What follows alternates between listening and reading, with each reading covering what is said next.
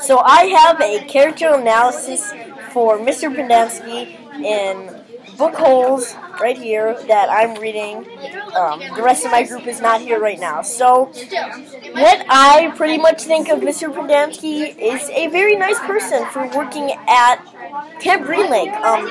He's a very nice person to be working there, and I'll explain some stuff he's done. So in my opinion, he's nice because he helps the students. He's asking them questions like, what do you guys want to do today?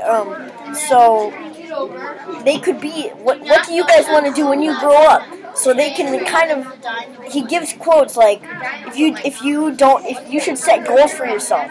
If you don't know what you're going to do when you grow up, well then, you might end up in jail again. And he doesn't want those kids to come here again. He wants to teach them, well, you know what? You are a great person. You're a great person, but you've messed up once in your life. Let's try to learn from your mistakes and not do it again. Another quote from him is like, it's not a quote, but he was like, he was being nice to the kids. He welcomes them and he says, "Hi Stanley, how are you doing?" And he's like, he was being nice. It was nice of him to do that and make sure like the kids are feeling great and energized and feeling good to like really get excited for maybe when they leave or for just the day. He can really help them to make them be happy when